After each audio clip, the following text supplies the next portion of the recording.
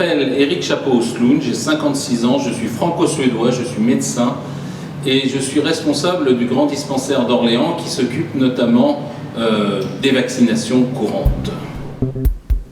Après 2 ans de pratique et après avoir discuté avec des dizaines et voire des centaines de médecins vaccinateurs, de professionnels de la santé divers, des infirmières, des secrétaires, et après m'être rendu compte moi-même de choses qui allaient et d'autres qui allaient moins, nous avons fait 14 propositions que nous voulions publier en mars 2015 à l'occasion de la Semaine européenne de la vaccination. 14 propositions, 14 pistes pour essayer d'améliorer la couverture vaccinale en France. Je vais vous les énumérer brièvement et vous en aurez l'intégralité sur mon blog, sur la liste professionnelle et sur d'autres endroits. La première piste, et tout le monde comprendra combien elle est importante, nous avons fait le constat que les professionnels intéressés ou concernés par la vaccination ne communiquent pas entre eux. Ils n'échangent pas leurs pratiques, ou insuffisamment. Les infirmières qui vaccinent et les médecins qui sont en province sont souvent isolés. Alors nous avons fait ce constat. La piste 1, c'est faire dialoguer et échanger entre eux les professionnels intéressés ou concernés par la vaccination. Le but, c'est qu'une infirmière de Guéret ou de Limoges puisse dialoguer avec un professeur faisant partie du comité technique des vaccinations. Voilà l'esprit.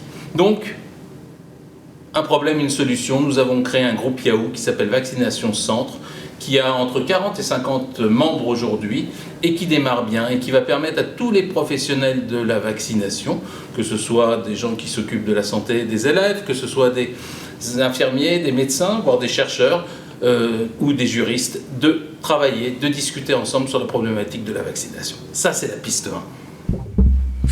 La deuxième piste est venue alors que nous avons fait le constat que beaucoup de nos confrères, de nos consoeurs, de nos collègues vaccinent parfois en province et pas qu'en province, dans des lieux sordides, dans des bouts de couloir. La vaccination est un acte hautement technique, scientifique, qui mérite une certaine considération. Donc la piste 2, c'est améliorer le design, la signalétique, ainsi que l'emplacement des centres et lieux de vaccination. En gros, améliorer l'accueil des usagers. Le troisième constat, c'est que nous, professionnels de la vaccination, nous ne disposons pas d'une information fiable, pédagogique, indépendante, facilement compréhensible, c'est-à-dire en gros par un élève de 5e, à donner à nos patients. D'où la piste 3, qui est la mise à disposition d'une information sur les vaccinations auprès des professionnels de santé. Cette information à partager avec l'usager, son entourage ou le grand public, inspire également le professionnel dans sa relation thérapeutique. Autrement dit, mettre à disposition des professionnels une information médicale de qualité destinée aux usagers et au grand public. Et cette information peut aussi faire l'objet de laisser une trace écrite, d'un consentement éclairé, et peut également nourrir les centres d'appel, et j'en parlerai dans la piste 4.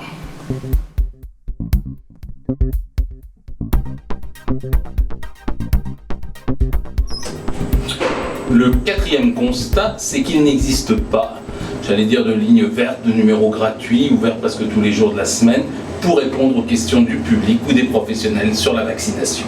Donc la piste 4, c'est la création d'un numéro d'appel vert, gratuit, qui pourrait s'appeler Vaccination Info Service ou Infovac Service, en hommage à ceux qui nous ont montré les pistes, calqué sur SIDA Info Service pour répondre aux questions du public, avec en plus un service pro pour les questions des professionnels.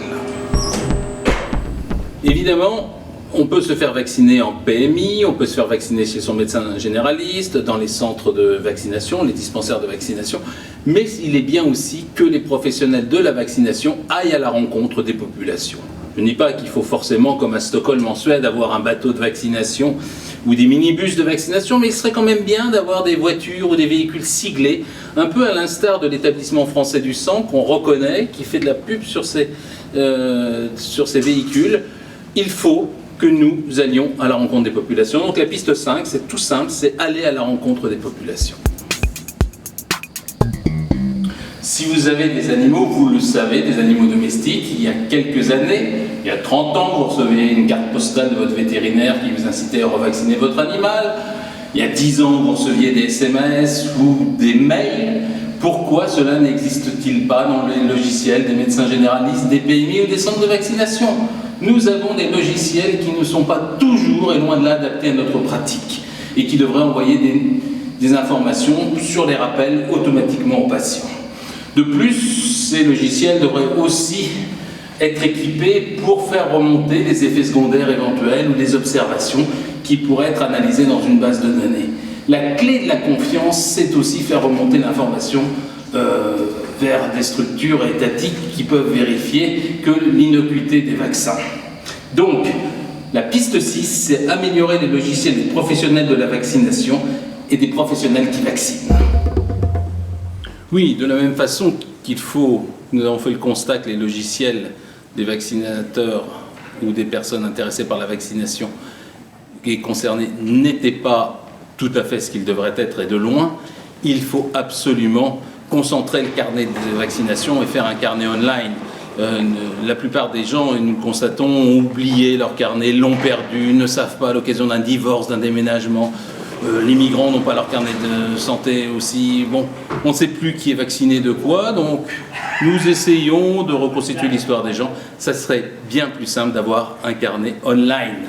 Donc, la piste 7, c'est valoriser le carnet online pour tous. Nous nous apercevons aussi, professionnels des centres de vaccination, des dispensaires de vaccination, si par exemple nous avons une famille avec un enfant de 5 ans, un enfant de 7 ans qui viennent se faire vacciner, la loi nous autorise à vacciner les enfants de plus de 6 ans, donc nous allons vacciner celui qui a 7 ans, celui de 5 ans, on va le renvoyer vers son médecin généraliste ou vers une PMI. Il faut peut-être envisager de concentrer les vaccinations certaines vaccinations dans les centres de vaccination. C'est-à-dire que les centres de vaccination, les dispensaires de vaccination pourraient vacciner toute la population de 0 à 99 ans, voire plus, et pratiquer également les vaccinations du voyage, à l'instar de ce qui se passe un petit peu dans d'autres pays comme la Suède, où ils ont des centres de vaccination qui pratiquent toutes les vaccinations, sans bien sûr empêcher les PMI, les médecins généralistes et tous les autres professionnels de vacciner. Mais plus il y aura de lieux de vaccination, et plus il y aura de lieux qui pratiqueront toutes les vaccinations, plus ça sera simple pour les gens. Donc la piste 8, c'est concentrer les vaccinations dans les centres dédiés.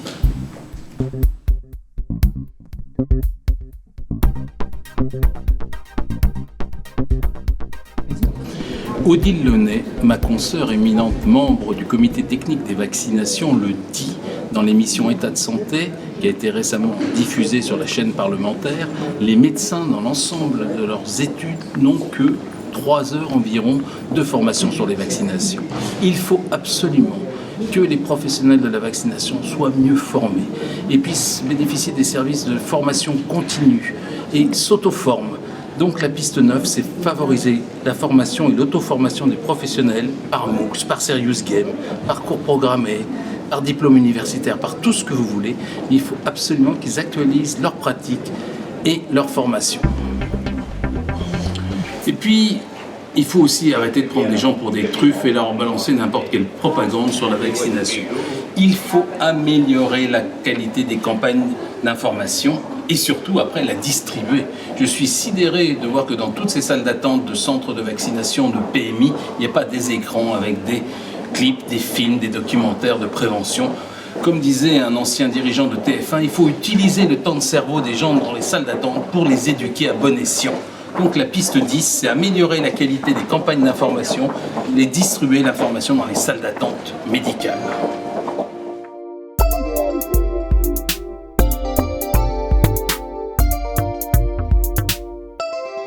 Avec la culture New Age et puis je ne sais pas quoi, nous avons constaté que la plupart des gens ne font plus la différence entre ce qu'est la science et la vérité scientifique et le n'importe quoi. Donc nous proposons, c'est la piste 11, d'éduquer la population à la culture scientifique, la science versus la pseudo-science, l'expérimentation et la vérité scientifique, la médecine par l'épreuve, les essais randomisés en double aveugle, dans les écoles et les lieux d'enseignement. Il faut absolument que les gens comprennent ce que c'est qu'une science ou une étude scientifique et l'à peu près, ou la secte, et voilà, ou la médecine non prouvée.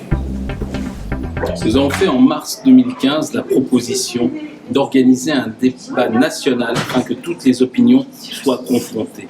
Les anti-vaccins Nous les aimons parce qu'ils nous posent des vraies questions, pas toujours, mais assez souvent, ils ont des vraies questions qui nous poussent dans nos retranchements et qui nous obligent à apporter une réponse scientifique. Donc la piste 12, c'est organiser un débat national sur la vaccination afin que toutes les opinions puissent se confronter et que des décisions émergent de ces débats. La confusion entre vaccination obligatoire et vaccination importante est insupportable. Les gens ne la comprennent pas, les professionnels ont du mal à les expliquer. Alors que dans le nord de l'Europe, aucune vaccination obligatoire et presque partout en Europe aucune. Eh bien, dans le nord de l'Europe, ils sont beaucoup mieux vaccinés. Donc, il faut supprimer les vaccinations obligatoires et rendre certaines vaccinations indispensables. Par exemple, si on va dans un club de sport, si on met son enfant à la crèche, si on veut être assuré pour certaines choses, voilà. Si on veut vivre en collectivité, il faut jouer le jeu de la collectivité. Si on ne veut pas, eh ben, on s'exclut. Voilà. Pour appliquer toutes ces réformes, et sans doute d'autres, je pense qu'il y a beaucoup d'autres centres de vaccination, beaucoup d'autres professionnels, beaucoup d'autres personnes issues de la société civile, du grand public, des usagers qui ont d'autres idées encore. Eh bien, pour appliquer toutes ces propositions, il faut nommer une madame ou un monsieur vaccination. Alors, il faut taper fort. Si vous me remettez à un poste dans la grande fourmilière qu'est le ministère de la Santé ou le système de santé, cette personne risque d'être étouffée. Donc la piste 14, c'est nommer un madame ou un monsieur vaccination avec le statut de haut commissaire de la République, directement sous le contrôle du Premier ministre, chargé de mettre en œuvre les réformes sur la vaccination et lui donner l'équipe et les moyens de sa mission. Parce qu'autrement, ça va en faire encore un comité Théodule de plus et ça n'avancera jamais. Voilà. Vous pourrez retrouver l'essentiel de ces propositions qui, je vous le rappelle, ont été formulées en mars 2015, en février-mars 2015. Vous pourrez retrouver peu à peu l'intégralité de ces propositions sur le blog Jamais sans chapeau, qui est un de mes blogs, et aussi sur LinkedIn, sur la liste Vaccination Centre et dans beaucoup d'autres endroits, pour que chacun puisse les approprier, les critiquer, les amender, en discuter. À bientôt.